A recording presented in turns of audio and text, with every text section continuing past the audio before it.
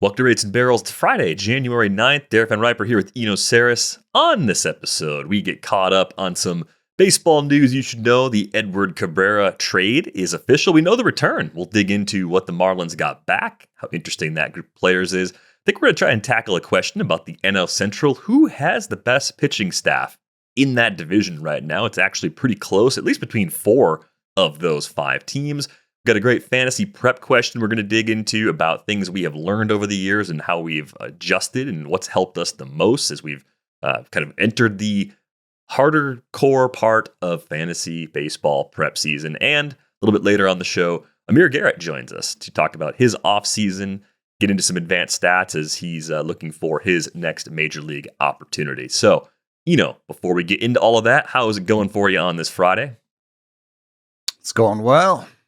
I have very few plans for the weekend, although my youngest has his first scrimmage of spring baseball season. So here we go. It's January, spring baseball season? Man, you just playing by your own rules out there. I guess so. It's a little cold. I say that. I know. Sorry. I'm sorry. It's been a little warm here the last couple of days, which just means all the snow melted and the backyard is a sponge. No, it's actually well above freezing right now, but it's not good. It's still nasty out there. Yeah, it's going to dip again and it's all going to freeze again. So I'm looking forward to that as part of my weekend. But hey, that's what I signed up for. Let's dig into the Edward Cabrera trade. The return is now known. Owen Caissie, Cristian Hernandez, and Edgardo de Leon going back to the Marlins. Caissie, of course, on our radar because he debuted with the Cubs in 2025 and looked like he was going to have some kind of role on the big league team in 2026 if this trade hadn't happened. But now his path to playing time looks a lot more stable in Miami, whereas with the Cubs, it might have been obvious big side platoon and possible competition for playing time between the outfield and DH spots where he can play. He gets a pretty clean runway for the Marlins. And from a fantasy perspective, especially, that makes him at least an appealing late option in the outfield. I guess the question would be, how much do you believe in the skills for Owen Caissie as a rookie big leaguer, possibly breaking through now with an everyday role? I mean, there's actually, I didn't want to do the bat comps, but I can't resist. I'm so into this stuff. And I just looked, and perfect comp for him in terms of bat speed and swing path, tilt, and intercept is Kyle Stowers. Oh, there you go. Which I think is a pretty good comp overall because you've got the strikeout rate, you've got a decent walk rate, you've got the power, the bat speed. It's above average, good, like nearly 75 mile an hour bat speed. With a little bit of swing and miss. But, I also wanted to do the traditional comps, which these are comps based on AAA, under 23 since 2021, qualified, done by walks, strikes, isolated power, and speed, because he's got a little bit of speed. He's not a lug.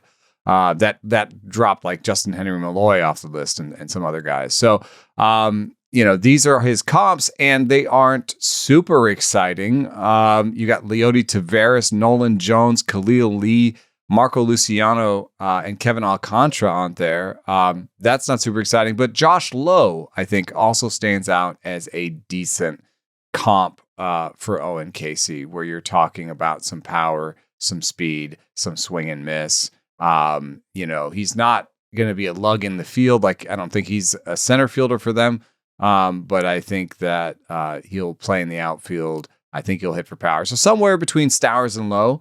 And I think that, I guess, one of the differences between Stowers and Lowe is, or maybe one of the differences between Stowers and Lowe and the next level is how much of a platoon situation Caissie's going to have as a lefty batter.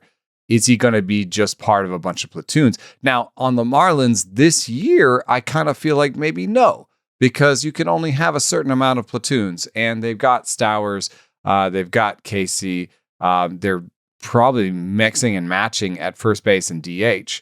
So somebody's got to play every day, and I think that's going to be Lopez, Edwards, maybe Marcy, Norby, and then one of Stowers and Caissie. Maybe they ease Caissie in. I don't know. What do you think about playing time on the Marlins this year? I mean, you have a few righties that are interesting, like Heriberto Hernandez probably plays for someone, and maybe it's just an ongoing competition. Who's producing? Who's handling? Who's taking the best at bats left on left of the guys that they would consider platooning? I think the younger the player, the less likely they are to commit to that, just based on where they're at as an organization right now. At least that's how I would run it, and I think the people run the Marlins are probably a lot smarter than me, so I think they can get that right. But as you look across the depth chart, you're right. The build a bench for the Marlins in the team preview, it gives you some smushy flexibility at a couple of spots. I think it depends on how you feel about Morel not playing in the outfield potentially. Do you think Morel's going to be a bigger fixture at first base? If you believe that, then Norby's the regular third baseman and Graham Pauley's an extra guy. Like how you structure a couple of the starting spots also pushes pressure onto some of the outfielders. So I just took him in my second draft and hold, so I have to mention real quick. But Javier Sanoa, I know it doesn't matter to 95% of fantasy players or baseball fans, but Javier Sanoa is listed as the backup at center, short, and second, and third. So I kind of feel like he's a one-man bench. And that, I think Sanoa himself will just allow the team to carry more of these non-defensive Griffin Conine, Christopher Morel, Grant Pauley types that they want to sort through. And they want to find, do any of these guys have lasting power? Any of these guys going to be on the next good Marlins teams, or are they just guys that we're kind of sorting through right now? And then eventually I could see one of Stowers, Caissie, or Hernandez moving to first base. Because if they were going to try and be super competitive this year, I think that you would drop some of those guys like Pauley and Conine. You know what I mean? I think you just wouldn't care about them. You might even move on from Heriberto. Like there's definitely flaws in a lot of these guys' profiles, but there's enough there. And particularly the Marlins seem to like hit the ball hard. We don't care about your strikeout rate. We want like OBP and slug, and we do not care about batting average. That seems to be the ethos there. And Caissie fits right in. So I kind of assume that they might want to give him as much playing time as possible, but they also have this competing directive of, hey, do we have anything in Pauley and Conine and some of the other guys? My general lean on a lot of the older guys is probably not, and that'll be something they pare down over the course of the spring. By opening day, we'll see some players go through the DFA world, or if they got options left, get sent down, and that'll provide some clarity. I think Caissie, by projection, you see 413 plate appearances as the high number right now from I'm Oopsie. taking the over. I would take a slight over. I don't think I would expect more than 500. I mean, I think he could still sit against the toughest lefties. He could still slump for a little while and either go back down and come back up, or at least get a few days out of the lineup here and there. There's a lot of ways he could lose a small share of playing time. But there's also, you have to think probabilistically, right? Like, there's also just the risk that he gets sent down. I mean, he's got options, and if he just isn't good right now and they just need a reset, like and so you have to bake that in somehow. What is that? Is there a 10% risk that he just gets sent down? And is there a 10% risk of he only has 200 plate appearances this year? Then you have to like add that into your probabilities. Yeah. So, I mean, I think if you're looking at Caissie, you're saying 7th or 8th outfielder in fantasy, ideally in a league where you start 5. He might creep up into the 5th or 6th outfielder range for 15-team leagues because there is upside. He does hit the ball hard. He should have a prominent spot in the batting order. Ideally, he's a little more depthy for you. If he's not, you might be fine, because if he hits the ground running, they're going to play him. And then he can go well above the projected plate appearance numbers that you're going to see. The rest of the return, Cristian Hernandez, you might remember the name, even if you're not a Cubs fan, because he was a pretty big international free agent signing, a $3 million bonus guy when they brought him in. Great glove. I mean, defensively, I think has the chops to be a big league shortstop. The bat still coming along a little bit. He was league average with the stick at high A in 2025, so probably still more of a wait and see. Put him more into that interesting lottery ticket bucket from a keeper and dynasty perspective. I would argue that he's probably not showing enough with the bat yet where you're excited to hold him in most leagues. And then Edgardo de Leon's even further away, really tooled up. I was reading Keith Law's profile on him. I mean, maybe has the arm to eventually play right field, which is better than having to maybe just move over to first base early on, but still has to even see low A. So we don't know. Like, there are interesting tools there, but we have not seen them at a level of competition that's very meaningful yet. Yeah, I've listed the profile that Cristian Hernandez has. I find it to be fool's gold for me personally, because I think that today's game, I think teams just want power from every position. If you think about the guys who were powerless in baseball this year, like they're just they have to be so amazing at something else. Like if you sort the ISO leaderboards by the bottom, you get Chase Medroth, who, if he makes it, it's because he's got great plate discipline, right? Incredible eye. You get Xavier Edwards for his defense, Joey Ortiz for his defense, Nico Horner for his defense. So, if Cristian Hernandez has to be a 60 or 70 glove, I feel like, to get there. And to be fair, his Fangraphs grades like 45 present, which is around average, 60 future, which is okay, maybe he can be really plus. The other thing that bothers me is I think we often see, he stole 52 bases at high A last year. Like sometimes players just steal a ton of bases in the minors because they can. The catchers are bad, the defenses are bad. They're not thinking about play. They're not thinking about this. They're thinking maybe I can, raise up on some prospect lists if I steal a bunch of bases. Or my younger son, he just loves running. He just loves stealing bases and running. And maybe it's just fun for them, but you can't just be like, Cristian Hernandez, he could be, he could hit 10 homers and steal 75 bases in the big leagues. It's like speed is the thing that we all need because there's not that much of it at times, and it's not as emphasized in the modern game. And yet speed as a tool has the smallest amount of correlation to major league success. I think if you were stashing Hernandez or thinking about stashing Hernandez, though, you're doing it because of something Keith had in his write-up. And I didn't know this because I'm not in the scouting world. Hernandez, by Keith's report, is very underdeveloped physically for a now 22-year-old. So if you believe he can get stronger and, past power projection and some things you see over at Fangraphs point to him having the ability to hit for some raw power eventually, like that would be your reason to say there might be some power still there. He might be a late bloomer physically, but you're not the thing that you're not hanging on. You're not hanging on it based on the bonus he signed. Bonus he got from the Cubs 5 years ago. It's not based on that. It's just based on this kind of delayed timeline. That's the thing I'm the worst at. Like it's like in scouting. I've never looked at a body and been like, ooh. He could add 20 pounds broad of muscle. Shoulders. Yeah. I'm just like, nah, dude, that dude's skinny. Got no homers. So that's the thing. I mean, it's worth keeping a close eye on him. Maybe you're not in a league that's deep enough to roster him now. Just see what happens with Miami. See if he hits that growth spurt, adds that muscle, and ends up hitting the ball harder and getting to a little more power, because that would make him a lot more interesting. I think right now it's a tough ceiling in the all-around package to get excited about, but things can change pretty quickly. There's an impossible question hidden in this trade, and I think it's just impossible for so many reasons. I think part of it is that there's so many players that you have to know the true talent of all these players to answer the question. But I mean, do you have any sense of if you'd rather have the Shane Baz package? Would you rather? I mean, it's a little bit easier for me maybe to answer Shane Baz versus Edward Cabrera.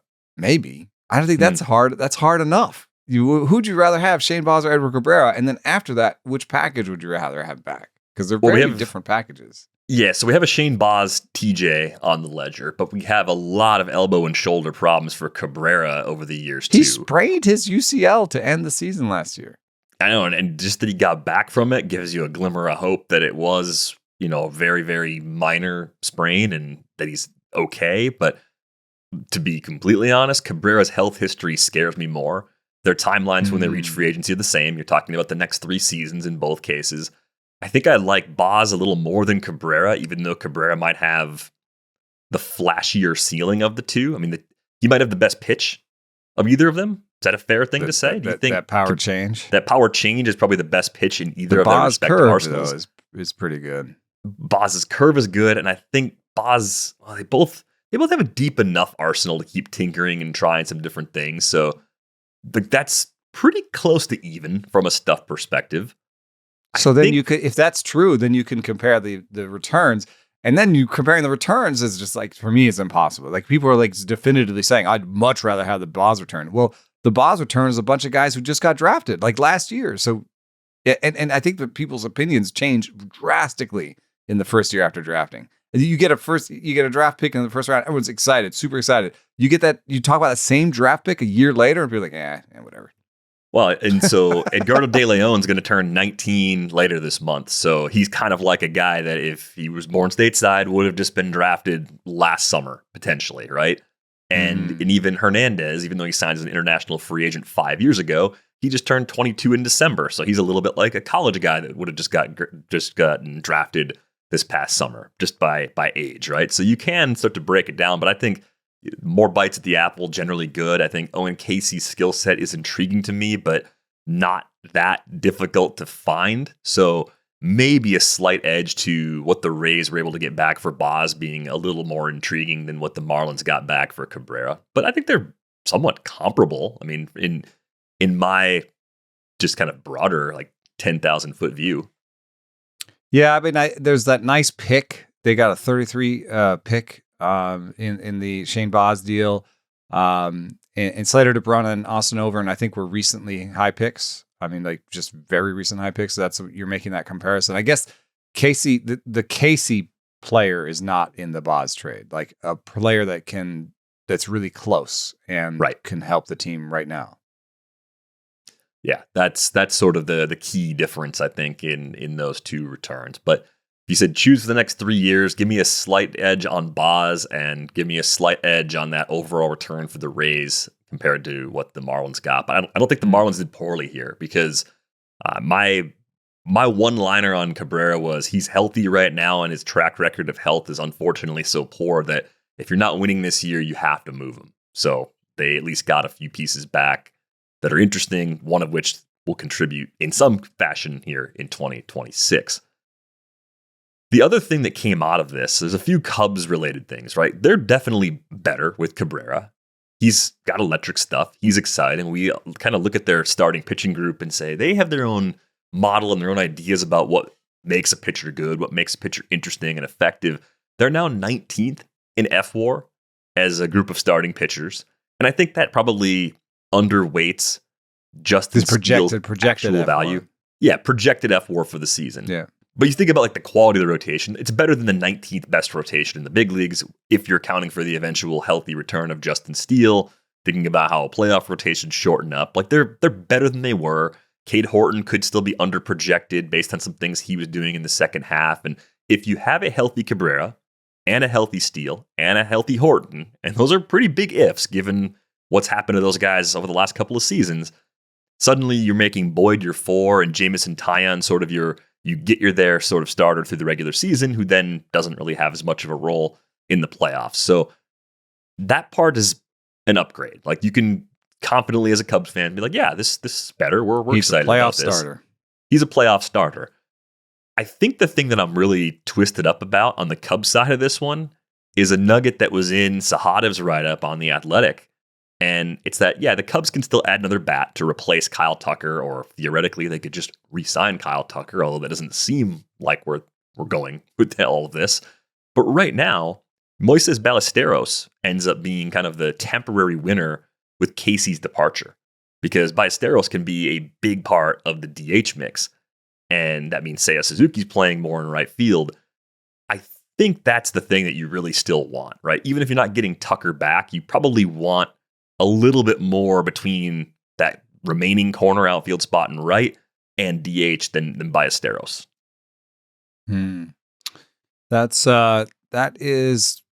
It's something that theoretically sounds like, oh, that should be on the market, but the market has, signed the best players that fit that, like the Kyle Schwarbers and stuff.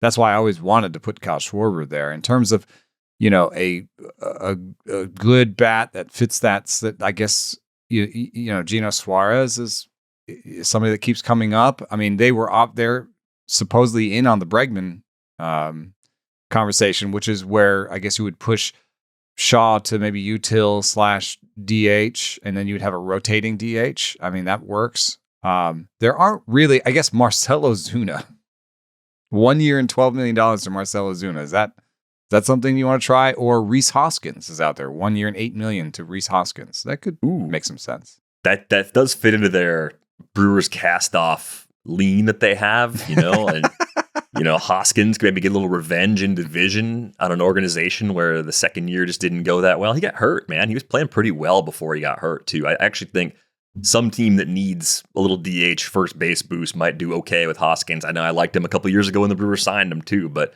I think you got to look at the first half and really kind of factor that in accordingly if you're looking to inexpensively shop in that bin. I don't know what I don't know why, but for some reason I don't think they'll sign Alex Bregman. I think that they will mostly go to battle with what they have right now. Maybe it's partially this. If you look at the depth charts and you convert their total projected wins above replacement right now to wins, you have 88 for the Brewers, 87 for the Cubs, 82 for the Pirates, and 83 for the Reds. It seems like going to be a tight division. That could be an argument for, hey, let's sign Bregman and get clear of all this. But also, in terms of money in, money out, cynical sort of business, you could say, hey, any of these teams could win it. We're one of the best teams in the division. If we do 1 and 8 to Hoskins, he gives us a win and a half, then we're tied with the Brewers right now for the division lead before the season starts on paper, blah, blah, blah. So like I could see them just doing that instead of pushing the roster, pushing the payroll, pushing the expense side of things for Bregman.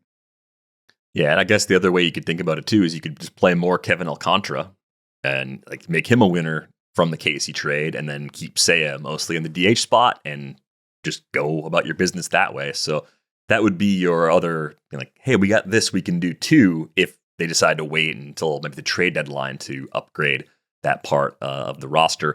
I do think the Marlins side, Cabrera being gone opens up a spot in that rotation. And it's not like there weren't spots that were up for grabs previously.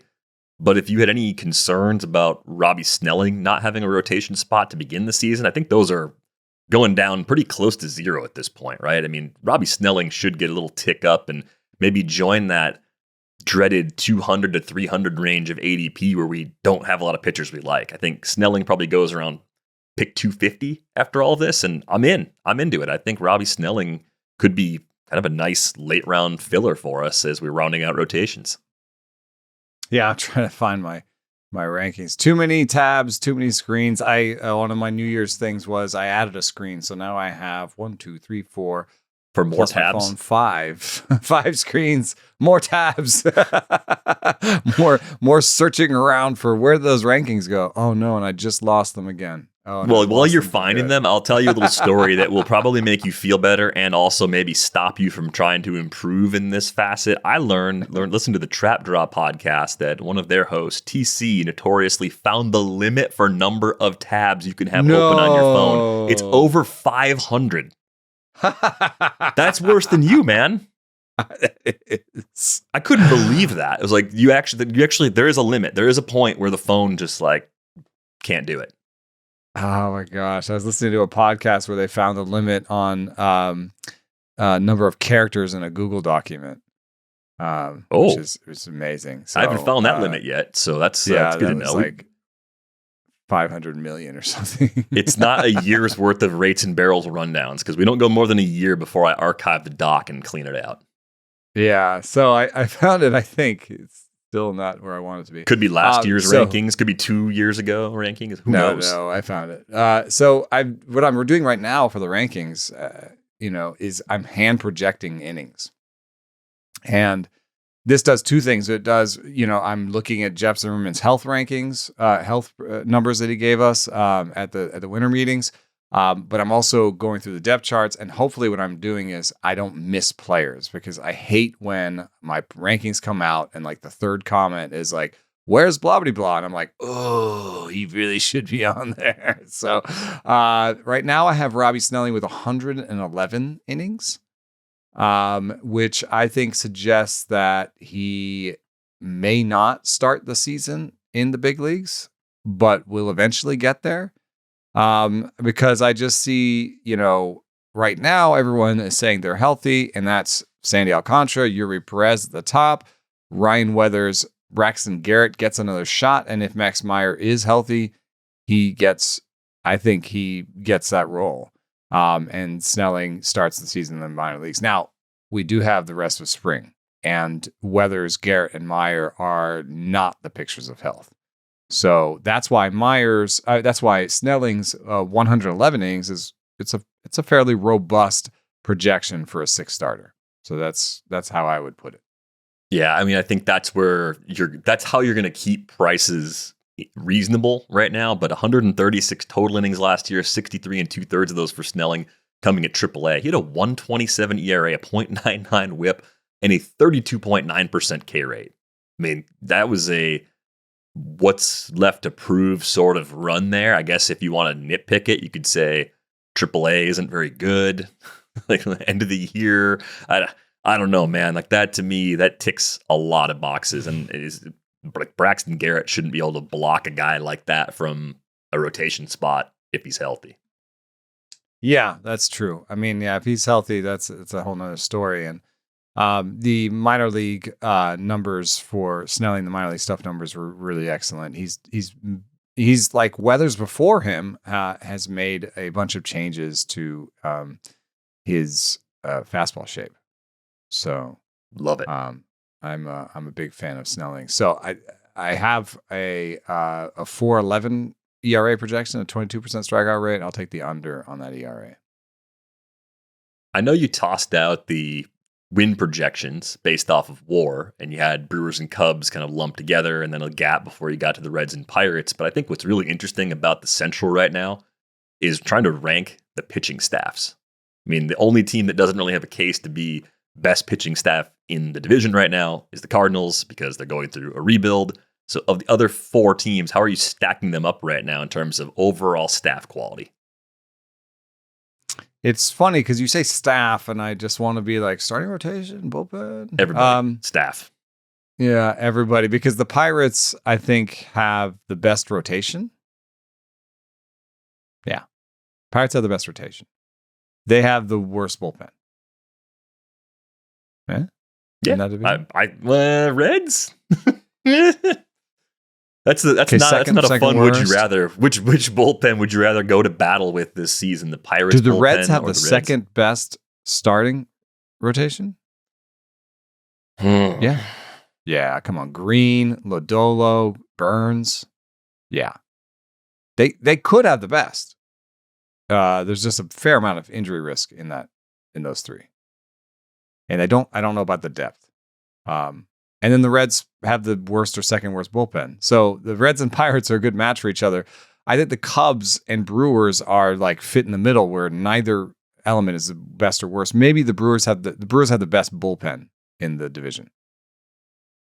Probably at this point, yeah. And I still think they're top 3. I mean, we know the Peralta trade rumors won't ever stop, and maybe something's going to happen in these next few weeks. But if they go into the season with the Peralta, Woodruff, Mizorowski top 3, I mean, it's nothing to hold your nose at. I think I'll give them staff.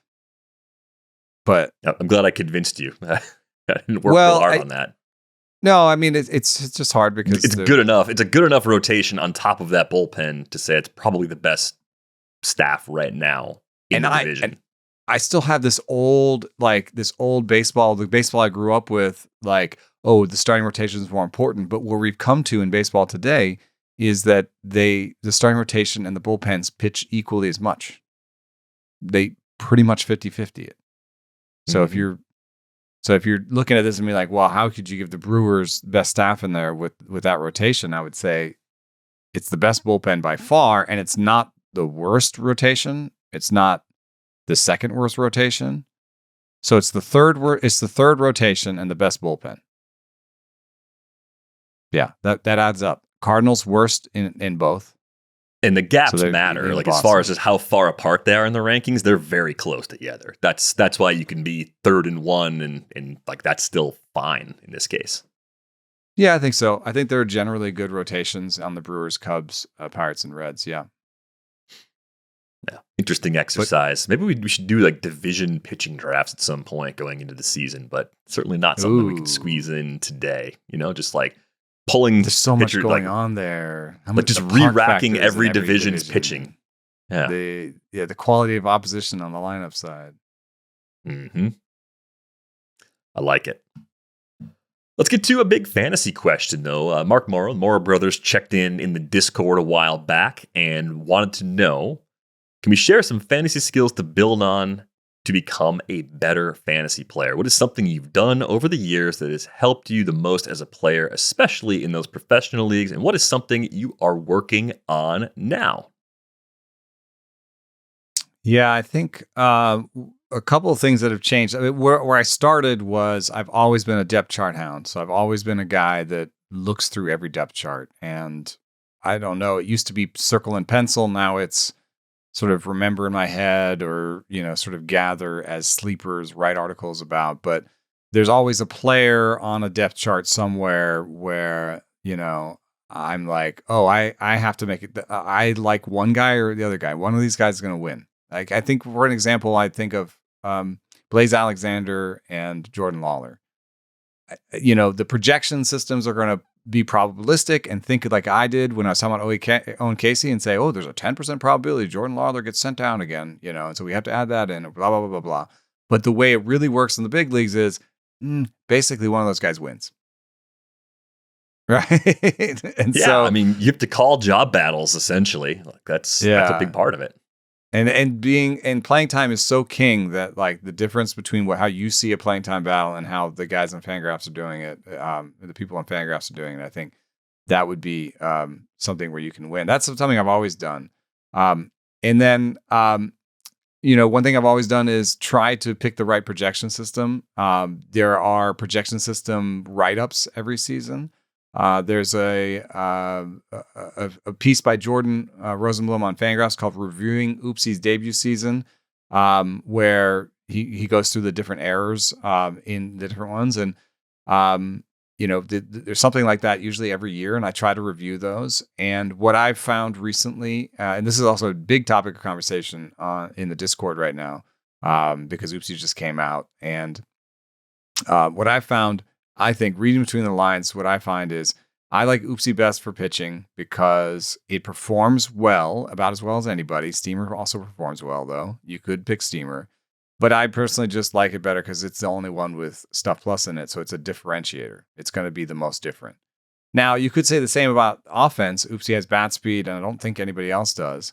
But what I've just found consistently, and I think this is true, composite projections win. Composite projections win. And so ATC always has the best numbers. ATC performs the best. And you can say it's unfair because it's just picking between the different projection systems, but who cares? In the end, So I kind of like ATC for hitting, Oopsie for pitching. That's something that I try to be malleable with and try to think about. I've long liked the Bat X, and I still like it a little bit, and I'll still quote it here on the show. But that's something that you have to kind of try and be malleable. And the last thing, and this is just a weird thing, I'm not sure that it's true for people who have fewer leagues than I do. But maybe there are ways to think about this, even if you have fewer leagues. Is I schedule my most important leagues for last, and what I try to do is treat. I'm not saying that I would treat certain leagues as practice, but that's just how it is. The earlier my draft is, the more I'm practicing. I'm learning about the player pool, learning about player tendencies, learning about my own tendencies. So my main event is always my last draft. That's the one that has the biggest buy-in. That's the one that matters the most for me in the end. So you can think about that, I think, as a player and just be like, okay, my most important one, I want to try and push the draft. If we're having the doodles, what is it, like the things that you have to, the doodle polls, the doodle polls, all that stuff. If you're doing those and it's your really important leagues, then be like, can't do it in early March, sorry. But like I would try to push. And then the way to think about it, if you only have one league, is do some mocks. See if you can get out there and do a mock. Do a draft and hold where you don't have to do FAB and you just do a $5 underdog. And just get in there and get and examine your own preferences and be like, oh, I thought I liked this guy better, but when I got in the draft, I took this guy. You know what I mean? So you want to examine how you're acting, and you want to see how how other people are acting, and you want to learn a little bit. So that's what I would say is I've sort of learned over time. Some of the elements of what I used to do are still there, but I'm definitely shifting over time. Yeah, you can't perfectly replicate the most important league, but those reps ahead of time, even if the formats are slightly different, I think they're still going to give you some answers to the what happens if I try this? What if I take this player here? What if I go pocket aces? What if I wait too long on pitching? What if I miss out on the first closer run? Like, yeah, like no matter, like you might not even be worried about those things, but you might just learn a lot about what happened when I did this, and those problem solving aspects of roster construction. That experience, it's unique every single year. And there are some elements of it that you can carry over from past years too. Like, oh, in the past, this was a problem. Some of those things carry over and some don't. But yeah, like the added experience before your most important drafts is big. And I think you're right about if you don't want to deal with fab, find a format that doesn't play out. So if it's, a mock is a little tough always because it's hard to get people to take it seriously. There's some more draft tools out there that you can find that will at least simulate something. Maybe you can run something that runs off of a recent ADP report, and that might give you a better snapshot of what it's like drafting from different seats at the table. What happens if you wait on different things? Like you want that to be built in. This has occurred to me, but I think, we struggle with how important experts leagues are and how involved or interested people are in them. And some people are very interested and some people don't care. But experts leagues also are usually earlier, and they serve as a mock. So even if you don't have time to do a mock and you don't really want to, do a draft and hold or spend money at NFC or Underdog, you can treat those mocks as like you can read them, and you can kind of like look at those mocks and be like, oh, in Tout, which has almost the same settings as I did. Look at this guy. He did this, and this is how it happened. And this guy, DVR is like me. He likes the stars and scrubs. Like, how did that work? So find an experts league that has settings like yours and just sort of read it as if it was an article, just look through it and be like, oh, I see. Try to like look at each team and pretend you're the manager and be like, oh, I see what he's doing here. And I don't like how that turned out. I see what he did here. And oh, that looks great. You should almost just get the grid and just like cover the lower rounds if it's a snake draft and just kind of like go through and like, okay, with these two guys, like what should we do next? Oh, they did this. I would have tried this. And like almost like walk yourself through the whole process if you can. I think that could actually be pretty fun and pretty valuable too. And the biggest thing for me, I come back to this, I think every single draft season, I just think you have to be willing to look at playing time really carefully. It interacts a lot with what you're saying with the depth charts. You have to understand how playing time is going to be distributed. The simple takeaway thing I would recommend is take a projection system you like, that you generally rely on, or the combination of projections you like. Get the plate appearance number that it generates for you. Compare that to at least last season, but maybe multiple seasons if we're talking about players that have been in the league for a few years. And then just look at the big differences. Who's being over-projected or under-projected relative to last season or recent seasons? And then just try to figure out why. So I did that just using the oopsie hitting projections, 25 versus 26. I filtered off anybody that was increased or decreased by 50 plate appearances or less, because I just felt like, okay, that's close enough to a typical year. I'm not worried about those players and their playing time projection right now. And the reason you do this is because I think there can be some pretty massive swings in value when people think there's a consensus on playing time. And it's still, to me, an area where there's an edge to doing it yourself. And that's why you're projecting innings by hand, right? For your pitching rankings. Like, that's a huge part of it. Like, you want to make sure that you believe that volume number is as close to right as it reasonably can be. So if you go through with this method right now, you see some stuff like from all different corners. Like Cal Raleigh last year, 705 plate appearances in the regular season. Projections, 637. You look at that, you go, well, that's probably about right. He's a catcher. Even though he DHs a lot, it's hard to have a 700 plate appearance season when you catch a lot, right? So you kind of move on to the next one. Oh, Acuna, 239 more plate appearances this year. Not coming off his second ACL tear. 651 maybe seems pretty reasonable. Yordan Alvarez, 368 more plate appearances this year. Oh, 567 compared to 199. Yeah, he was hurt multiple times last year, and they mismanaged the injury. New medical team in place. How much do we want to adjust those numbers? And I think it just flags either guys who were hurt, guys who are hurt, or younger players as you move further down the list, like the Owen Caissie types, where you really have to look at how everything interacts around their opportunities.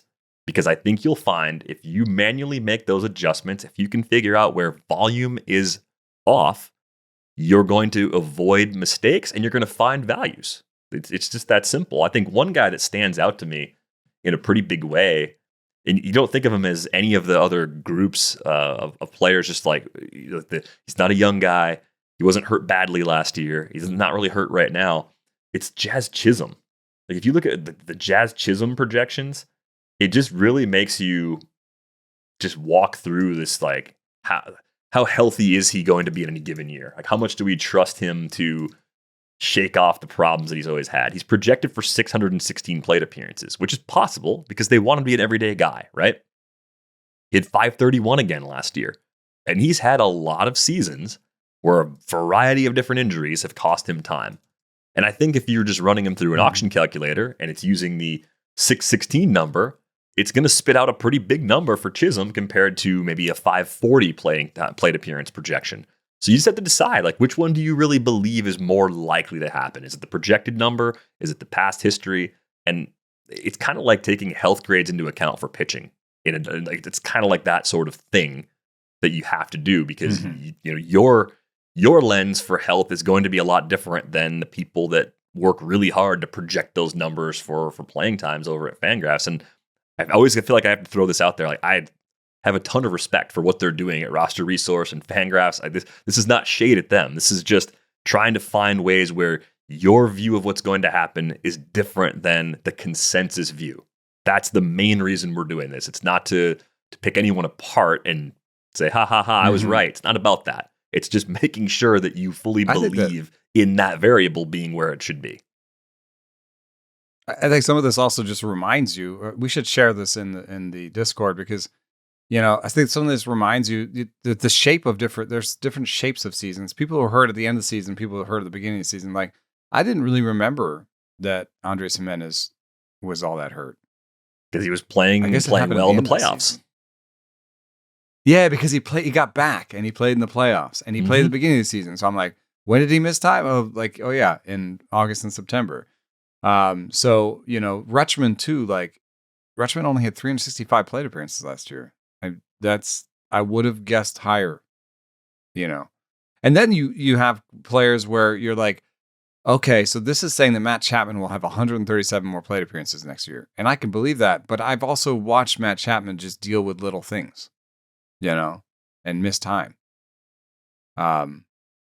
So what do I think about that going forward? So yeah, I think this is a really useful way to look at things, is just to see where the extra plate appearances are going and coming. I mean, another one is, I think it's fascinating on the negative side is Michael Harris had 641 plate appearances last year, and Oopsie says 574 this year. And you're like, why? Mm-hmm. Why is that? I look at that and I think same reaction as you. I'm like, why would that go down? Like the only way that really goes down is if he's hurt again, or maybe it's because he actually did have lower totals though. Like he debuted in 2022, so he didn't have a full season that year, but he had 539 in 2023 and he had 470 in 2024 before getting up to 641 last year. So maybe the platoon risk and or the previous injuries are a little bit lighter in my head, because I look at Harris and I think defensively he's so good, he plays every day. I would not have questioned a 600 plate appearance projection for him without seeing it like this and then going back and, oh yeah, that's right. He did have less than expected. Jordan's not in the room, but I would also assume, when you look at projections like, Oopsie has a good projection for Harris in terms of WRC plus 118. So I don't know if this is actually the right time to say this, but in any case, if you look at somebody like Harris, who last year played 641 plate appearances and had an 83 WRC plus, Or in another way of saying it, had a 678 OPS, that is a platoon candidate as a lefty. Right. So I don't know if Oopsie has some automatic toggles for lefties. I would assume that if you're 118 overall WRC plus, you're not platooning that guy a lot. Maybe there's some borrowing of playing time from other things, because the Bat X has a 98 WRC plus for Michael Harris, and that person would be platooned, right? If you had a good platoon partner, because you would assume that if they're 98 overall, there's something like 105 against righties and 93 against lefties, 94 against lefties. Right. Yeah. And I think the skills projection on Harris is also challenging because it was such a strange year for him. The first half was brutal last year. He had 249 with a 268 OBP. Like your defense can be amazing, but you can still lose playing time when your bat falls that much. So yes, this to me is just one of those things I'm finally on Team DVR on Harris this year. Finally on I liked him when he broke finally through. Out. Maybe I'm finally out on the year that he has the 118 WRC plus. I definitely liked him in 23. And I think I was just a little skeptical going into 24. And then in 25, I just saw that same gets a little worse every year pattern. And it freaked me out because that was the Dylan Carlson, line through the big leagues. It was just each year got worse. I acquired my first dynasty share of Michael Harris last year in August. So well, there you go. We'll see if that one works out. What did you get to trade for him? It was a cheap enough buy that. Oh man, I'll look it up while we're finishing up. Yeah, no, it's fine. So all that is to say, I find that the granular analysis of playing time is actually worth the time you spend doing it. And I don't know if you said you got 3 hours to dig into everything, and obviously we get to do this all the time, full time. So we have more than that, but some people don't have more than a few hours to do extra prep. That's probably where I would spend that time if I could make sure the playing time is right and adjust it accordingly as you go through and see things that you just don't agree with. Thanks a lot for that question, Mark. Really appreciate that. Got us off to a great discussion today. A couple more things. In case you missed it, we finally got the word from the D-backs. Ketel Marte is not being traded, It's over. Yeah, also probably means that Alex Bregman is not going to be a Diamondback. Most likely not. I think in the report from Ken Rosenthal, Maria Torres, it said not impossible or something along those lines. But yeah, you get the sense that a serious Bregman suitor, probably fell out unless price keeps coming down, years keep coming down. And I don't know. It just doesn't seem like Bregman's at a point where he'd really want to do that, given what the market's doing to him right now. Kicking the can down the road from the year probably isn't the best way through that. So that was pretty interesting to see that coming down. See a lot of people wondering about the Tarik Skubal huge gap in arbitration filing numbers. Cody Stavenhagen had a story about it. Tigers filed at 19 million. Skubal filed at 32 million, which he deserves. So this one could end up going to an actual hearing. And ESPN had a report on Thursday that for players that have 5 or more than 5 years of service time, they can use salary comps to any players in baseball, which Skubal absolutely should do. Like if he's not the best pitcher in baseball, he's in that conversation, because you go into that arbitration hearing and say, I won the AL Cy Young Award each of the last 2 seasons. That's almost a mic drop argument you could make to possibly get a record-breaking number in arbitration. Yeah, and yet the world of arbitration is so arcane and strange and just opaque that the things that they're talking about innings, and they're talking about other arbitration comps. That the biggest other award ever was $19.75 million to David Price. That was David Price with an extra year of arbitration. And so do you compare him off of 1 year, or do you compare him off of 3 years?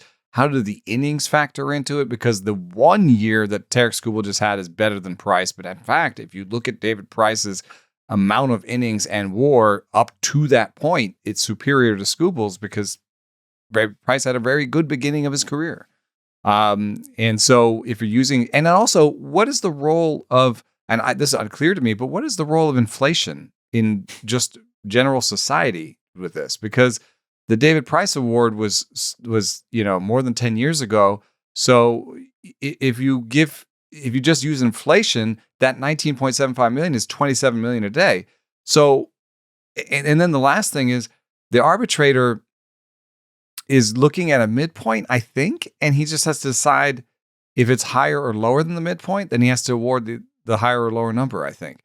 So this becomes a battle about whether or not Tarik Skubal is worth more or less than, $25.5 million, which is, the midpoint of these two numbers. And if you can use inflation, you could just point to David Price, be like, he's at least as good as David Price. Inflate that 27 million, but I don't know if you can use inflation in there. And now there's this aspect that he could just, bring up Justin Verlander or Garrett Cole's, yearly pay, and just be like, Garrett Cole gets $30 million a year. And, I was good. I had the season as good as any he's ever had, So, I think this will be a fascinating thing to watch. I think it makes some sense for Skubal, the way that I know him. Like, he cares about other people. He cares about, I think, the union to some extent, and he cares about like setting this precedent, if I'm putting words in his mouth. But he also, I think, has the supreme confidence. I'm going to get paid anyway. Like, I'm going to get a big deal on the other side of this. So why not take this stand and see if I can push it? Because the reason that the Tigers in baseball want to, push it back to 19 is to keep this number low. Arbitration is designed to keep player salaries low. I mean, it's a huge win. It's a huge win for teams. 32. Yeah. If Skubal hits this 32, now all of a sudden the next Cy Young winner who's still in arbitration can ask for 32. Right. So that's why both sides care a lot about this. Aside from the actual dollars in this exact case, it will be the basis for other cases in the future. And man, it's just one of those things where you're like, in a normal world, in a non-baseball world, Tarik Skubal is a free agent already. He's already become a free agent at some point. I mean, he's 29 years old already. So he's going to be 30 the first time he actually gets to choose the team he plays for. And he's been the best pitcher in the league each of the last two seasons. It's just the air quotes market value on his actual performance is in the neighborhood of like 50 million.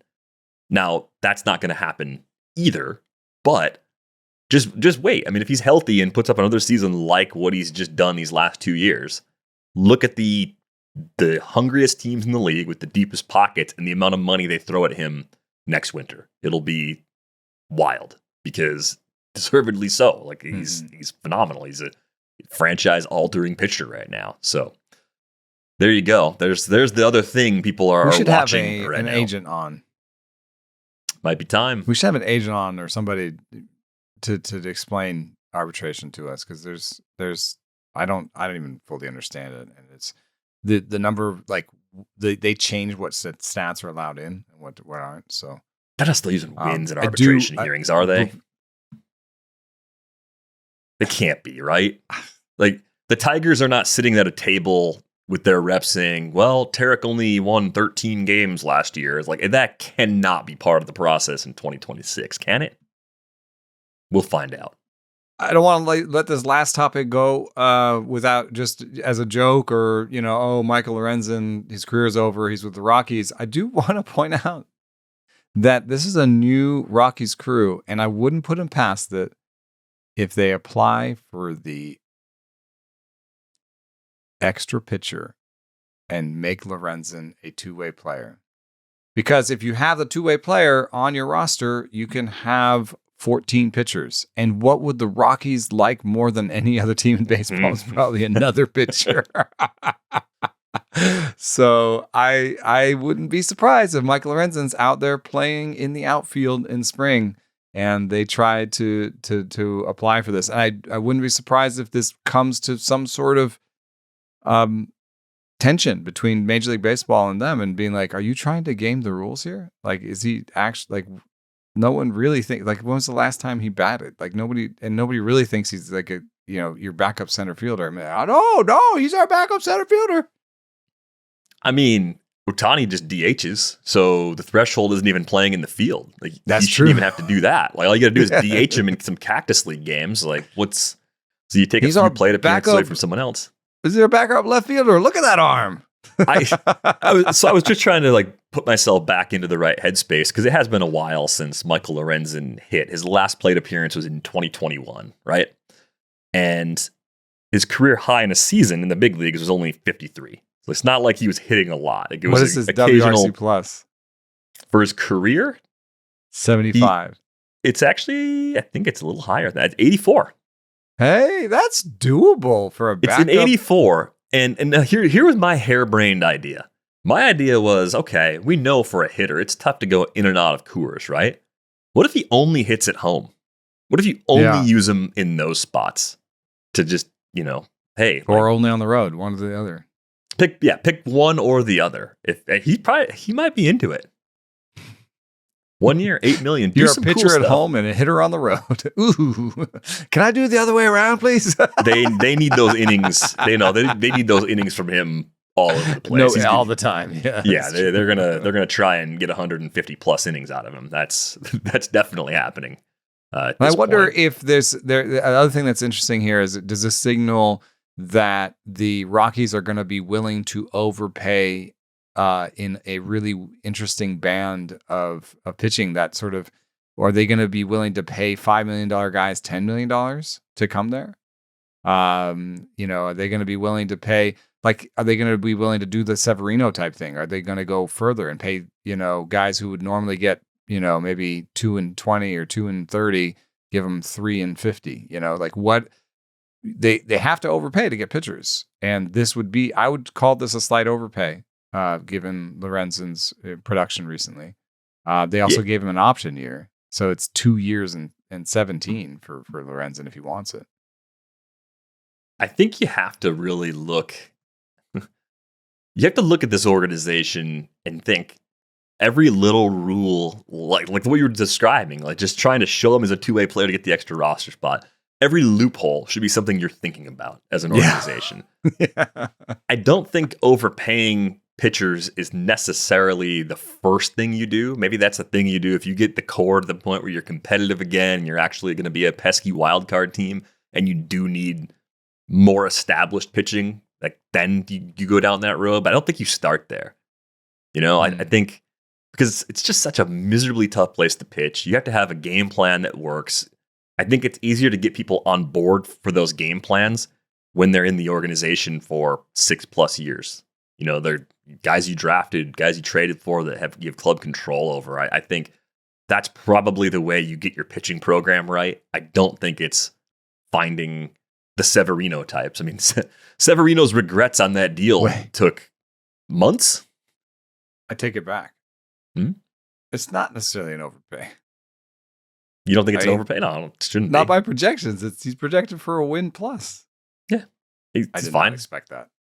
No, I did not expect that. Some of it has to do with, are you going to give him 150 innings? Then he'll be worth a win. Well, I think they're going to try to give him 150 innings. We'll see if it actually works out. But I remain curious by what this group does over the next couple of years. See if they can actually do something a little bit different in Colorado. Now it is our pleasure to be joined by Amir Garrett, big league pitcher, currently working through the off season. And Amir, I wanted to start off by first thanking you, but also asking, what are you working on right now? What is this off season looking like for you now that we've turned the calendar over to January? I'm in pretty much the same thing that I've done for the last, decade of my life. Just get ready for the season. Just wait for a phone call. I'm a free agent right now.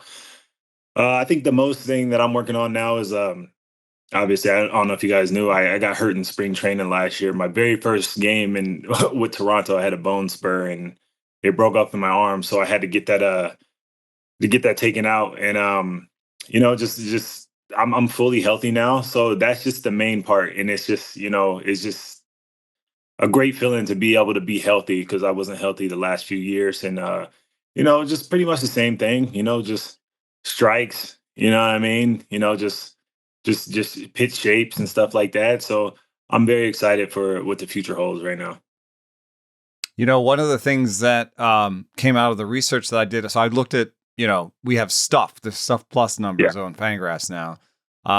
And that's just like shapes of pitches and velo, and your release point is really important in that. But one of the things that we found was that like year to year stuff is the same. And this is actually true for your whole career. Like from a stuff standpoint, you had it, like good stuff every year that you pitched in the bigs that we had numbers for you. The other thing that came out of that research was that command kind of goes and comes a little bit more. Yeah. And my theory, my personal theory on this, I haven't really proved, is just that like there are things that bother you sometimes where you can still pitch, you can still throw the velo, you can still do the shapes, but those things rob you a little bit of command, because command is that last little bit. You have to kind 100%. of, in other ways, you kind of want to be fully healthy to have your best command. And I think that was the thing that really like brought me back, because in 2020 I was in 2020 I was in spring training, and I had an injury in spring, and I was out for like 3 weeks. Me not knowing, I rehabbed it and was doing everything I can, and I came back, and I wasn't the same. I wasn't the same, even though I got through that year or whatever. And then 2021 is, when I had my worst season in the big leagues. I had like a little injury on the outside of my forearm. It was nagging, but I never knew really what it was. You know what I mean? It was like when I would go see the doctors, they're like, "Oh yeah, it's just arthritis, cartilage wearing down and stuff like that." And like just over those span of years, 21, 22, 23, 24, I wasn't the same as I was before. But me not knowing, I'm still throwing hard, right? But those years, my walks really went up. Yeah. And it was because of that. Like my body was compensating because I was hurt. But like I said, it wasn't really like a clear cut for me because I was still able to throw hard. You know what I mean? But your body subconsciously, it knows you, it knows how you pitch, it knows how your body flows. So, that was the best thing that could happen to me last year was me getting hurt, because it was long overdue. Obviously it wasn't my UCL. My UCL is perfect. It's great. The doctor told me, if everything goes well, if you don't have one pitch, like you have 10 years left, like your UCL looks good. Like he's like, if I looked at it and compared it, he was like, your UCL is like really good. And I didn't know how much that hampered the way I pitched, because I was finding arm angles, and I became a guy that pushed the ball a lot. Like I always pushed the ball, but like over the years after that injury, I started pushing the ball even more, and that that hampered my command, because I'm always trying to find a slot, and then like you get stuck right here, and it's like you're trying to like turn the ball over, and then you never could like really time it up. And like I was going back and doing some stuff for like the last few months, and I'm looking at my arm angle and stuff like that. And I'm just like, the crazy thing is like what I'm doing now in the off season, I'm throwing how I did pre 2020. You know what I mean? And it was like, that was my normal angle and my normal, delivery. But like for 5 years, I was using a different delivery that I wasn't used to. And it was just so different because I couldn't time up anything really well. And that, I think that was a big factor into why the walks went up a lot. And I've never been a guy to, even in the minor leagues, I walked guys, but I didn't walk guys how I walk guys in the last 4 years. But the good thing is I'm healthy now, and I can see the improvements. I can see the when I'm throwing bullpens, how I'm able to command the ball. And even if I'm missing, I'm not missing by a lot. I'm going to the side I want to go to. And even if they're misses, it's like, oh, okay, I wanted to put the ball on that side, even if it was a ball. Like the last 4 years, it was been hard for me because it's like, if I'd miss away or something, I'd miss way away or something like that, and it's just like I miss way in. It's like, it's just a feeling of gratitude because now I'm able to do what I did previously, just in an aspect of just pitching and being able to locate the ball. I mean, one thing that was also interesting about our conversation was just like what stats are like important to you as a player, which ones make sense to you as a player and which don't. And so I'm hearing arm angle, like, so when you're looking, obviously velo is something you're tracking.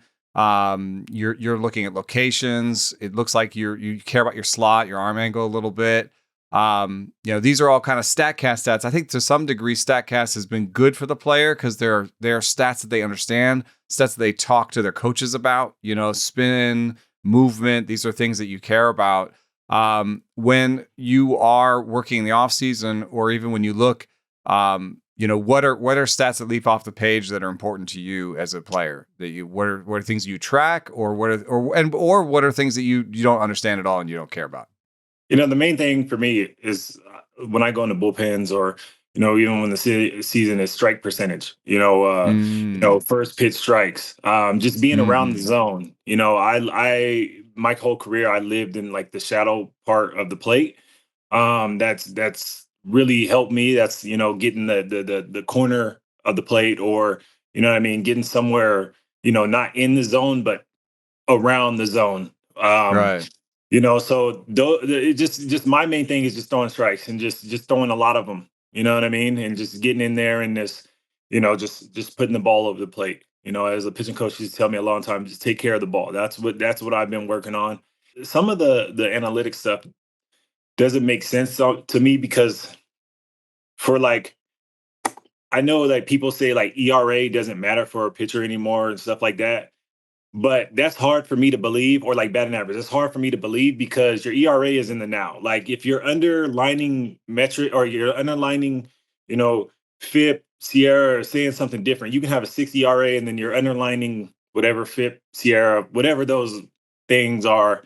If it's saying it's lower, I'm just like, okay, well, we're in the now. We want to win now, or you know what I mean? It's like it just doesn't make sense to me. Obviously, I know if you don't give up home runs, if you don't walk guys, and if you don't give up extra base hits, that stuff will be lower, obviously. But it just doesn't make sense to me. It's like, okay, well, your ERA is this right now. It's telling. This is what it is right now. This is what you do every night. If you're giving up runs at a high clip, to me, it doesn't matter if the ball is, hit 77 mile an hour.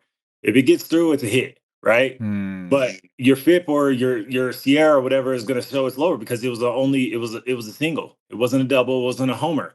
But like some of that stuff doesn't make sense to me, and I'm trying to like catch on. And obviously, we have to change with the game because the game will run you out if you don't adapt to the game. It'll run you out fast. You know what I mean? And I've been blessed to come as far as I've come. And I just want to get into those things and like just to learn about them, to just know. You never know what's going to happen after my career, but I want to get a head start now, and while I'm still playing, to understand those things. And it's been tough for me because I'm like, when I look, I'm like, all right, that doesn't make sense to me. You know what I mean? It doesn't make sense sometimes, but it's like it's just how it is. I think the thing is like, analysts and, maybe fantasy players or people that are, removed from the game, people on the outside, they have the benefit of kind of like, we have weeks, we have months, right? But I think the perspective of the player is like tonight, Yes. And I think especially for like a reliever, we have Trevor May on the show, and he talks sometimes about like roles in the pen and like, I feel like it's almost more than any other workplace. There's like a pecking order. You can see, that's the closer. That's the setup guy. Yep. He's the 8th inning guy. I'm on. And if things are going bad for you, you're like, I'm on the mop up squad, Yep. And you're just, it's like such a day-to-day thing. You're like, if I can just keep runs off the board today, maybe I get off the mop up squad, or you know what I mean? Maybe I get into the setup role. Whereas from the outside, we're like, oh, he's striking people out. He's going to be fine. For me, when I look at your numbers, I'm actually surprised that you don't have an invite in hand right now, because, when I look at things that are predictive, strikeout rate is huge. You still had a good strikeout rate, even when your walk rate was high. Velo is a big deal. I mean, I'm surprised that somebody's like, okay, you could sit 95, 96 still from the left. Like, yeah, I have a need for that in my bullpen. So, I kind of feel like there's going to be a call for you, but I also think that that's the role of the coaches sometimes, is to feed you the right number at the right time and just be like, you're good, dude. Your strike percentage is good. Your velo is good. 1,000%. Yeah. And it's I have a little story. Like, this is where analytics and stuff plays into the thing. It's like when I was with the Royals in 2022, we had a guy, that was a ground ball pitcher, right? And it's like a key situation. He's coming in with guys on first and second, right? There's one out. Obviously, you try to come in and get the double play in an inning. But what the paper doesn't tell you is that guy, through the amount of, let's say 2.5, 3 weeks, has given up, the inherited runs like 6 out of the 8 that he came in, right? But you still put him in that situation because you want the ground ball, you want to get the double play. Things like that doesn't make sense to me, because the paper doesn't know, okay, this guy's confidence is probably shot, you know what I mean? And we're going to put him in right here. He's done giving up 6 out of the 7. That's what he's thinking about. That's his perspective. That's what he's thinking about. But you put him in the game because the computer says it's a good matchup. And then guess what happens? A ball gets through the hole at 68 miles an hour exit velo, and a guy scores in the game. Now we're down by 1. You know what I mean? And it was just a tie ball game. But like, I think that like the game should be off field a little bit. Like, you can obviously tell in the flow of a game. You're like, okay, well, let's stay away from this guy today and stuff like that. But what that paper says and what the analytics say, it's like, okay, this is a good matchup. But it's like, hey, like you can get a sense of feel, and like you said, that's when a coach comes in and puts you in the right spot, or you know what I mean, and try to help you have some success. You know what I mean? And that's one of the things that I don't get, because it's like, everybody's looking around like, okay, like this is the choice we go with right now. You know what I mean? And that person could have got it done that day, but he didn't. And the other 6 times he didn't as well. But it's something that you gotta try to like, go with sometimes, because I think analytics is really good for the game. It really is. There's teams out there that give you what you need. There's other organizations that are far behind. But, I think everybody is coming to the conclusion that analytics is the way to go. But you also have to factor in that, the human aspect of the game, the flow of the game, So I think it's definitely beneficial. It's got to be somewhere like a 50-50, maybe a 60-40, you know what I mean? And I think that would work perfectly.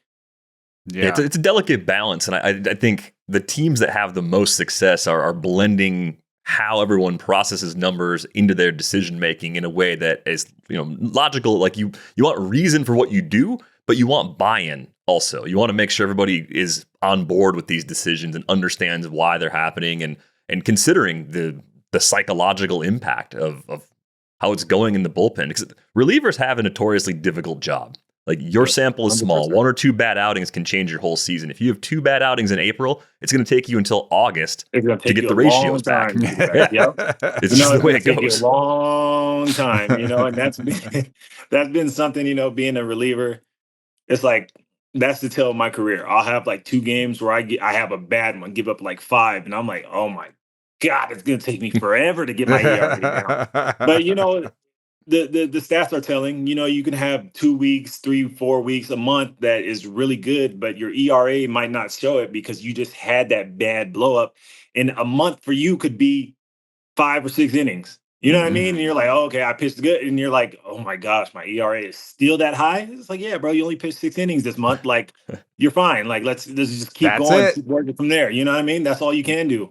That's what I'm talking about, though. That's what I'm talking about. That's why your ERA is high, because you had 2 bad outings. But if you look at the stuff, it's there. If you look at the strikeouts, it's there. Look at walks, there. And in those bad outings, ERA. One of the reasons the ERA is not as predictive is that ERA is a team stat. Think about all the times where you did what you were supposed to do. You got the weak ground ball, and oops, it got through, or just that. If that walk had happened before the homer or after the homer, you know what I mean? Like, you had a good outing, but oh crap, like, the walk and then the homer, it's now that's 2 runs, So Yep. like, the way that things sequence and then the way that like balls in play are a team out, that requires, that's part you, part catcher, part defender. So that's where the noise comes from. So that's part of why I came up with, help develop Stuff Plus, was to like, be like, hey, let's find the true talent of this guy. Let's be like, and it's most powerful for relievers. So yeah, last time that you pitch it, and what's amazing about Stuff Plus is that it's meaningful in like 50 pitches. So even though you didn't have much of a season in 2024, you did have a 108 Stuff Plus, and your four seam, sinker, and slider were all above average. So come on, just feed that to your agent, man. No, how is that? I mean, I've never really found like Stuff Plus metrics, right? Like, so if I was like with a different organization, they'll show like your Stuff Plus. I don't know how their model is, and it's like some days my Stuff Plus would be 88, some days it'll be 105, and I'm like, how could this be such a big jump? I don't know. Like, what's the average of Stuff Plus? Is it 100? It's 100 across all pitches. So like generally like, I don't know if this is true for you because you had a really good fastball, but generally fastballs are a little bit lower and breaking balls will be a little bit higher. So like the average slider is 105, but the average four seam is like 95 or 96. So, but the average pitch is 100. Okay. So that's where I get lost sometimes. Cause like, I know my breaking ball, like what I would see, and it'd be like Stuff Plus be 75. And I'm like, is that because of a different model that an organization is using where they factor into, you know what I mean? Like, it's like everybody doesn't have the same model. You know what I mean? Here's something I will tell you that might be useful to you. That's really interesting. Why we have these small differences, like why small differences might make a big difference in your Stuff Plus. One of the things that's really important in the model that I was surprised by is arm angle. Yeah. And release points. And generally, I think your arm angle is about the same. But I think on certain pitches, just think about like you held on to it too long, or you pushed it. You're talking about pushing, and maybe you like held on to the slider too long and yanked it, right? Yeah. Those release point differences will affect your Stuff Plus a lot. So if you're looking at Stuff Plus on a single pitch, a lot of times it's a little change in the release point will change how good that is. What's good about Stuff Plus is that if I look at 30 Amir Garrett pitches, usually the arm angle starts to be the same. Yeah. Right? You might have one pitch that's weird, and that's like, oh, God, why was it 75 on that one? Oh, because I yanked it, my arm was weird, and the release point's different. But if I get 10 of your sliders, then I usually get about the same release point in average. So that's... do you find that to be the case where like maybe on one pitch your angle or your release point's a little bit weird, but like you're like part of your training is to find the release point and do it over and over again, right? Yeah, I can usually gauge like it's crazy for me because like if I throw a pitch that's like for my breaking ball that's too horizontal, that doesn't work to my advantage. That's not a good pitch for me. And then guys about, oh my God, that was nasty. But that doesn't work for me because of my deception and my arm angle. If I throw one right down the middle and they're like, oh, I'd be like, no, that's perfect for me because that's what works right there for that pitch. You know what I mean? And I can always gauge like sometimes if I'm pulling off too much or if I'm trying to yank it, if I'm trying to make it do too much, or my problem is I try to make it get a lot like too depthy. So just go straight down. You know what I mean? And those are the ones that I usually get more horizontal than because I throw a gyro. So it's like we want to be. You want the gyro. You want bullet. I want as close to 0-0 as I can possibly be. You know what I mean? I don't want high vert too much. Sometimes it does play up in the zone. Vert, the higher the vert, I can get away with it. But once it starts going, 4, 5, 6, 7, 8 horizontal, then that's where I get hurt. But I can usually like fix that, between pitches because I can. And you know what we found on that? Why that is that partially because the bigger the sweepers, the big horizontal ones, they have big platoon splits. So you're trying to get righties a lot of times. So if you're throwing a big sideways slider, the righty gets to see that forever, sees all that movement. Yeah. Yep. Mm-hmm. You're correct. So that's why you probably haven't messed around with a sweeper or anything. last time I tried messing around with a sleeper, I thought I was done. I thought my elbow was shot. You know what I mean? I was like, I'm not gonna be playing around with that too much. Yeah, if it doesn't feel good, that's not the It answer. didn't feel good at all. And I was like, nah, I'm not gonna do that. Yeah. Well, Amir, we appreciate your time and your insight today. Best of luck with the rest of the offseason, and hopefully we'll catch up with you again down the road. I appreciate you guys. Thank you guys so much. I appreciate it. We are going to go. We've got Draft Kit Week kicking off next week. I believe our first position preview drops on Tuesday of next week, so we're looking forward to that. Join our Discord. Chatter's getting pretty lively in there now that we've moved over to January. Be sure to like this video, especially if you made it all the way to the end. Leave us a nice rating and review wherever you listen to this show. That is going to do it for this episode of Rates and Barrels. We're back with you on Monday. Thanks for listening.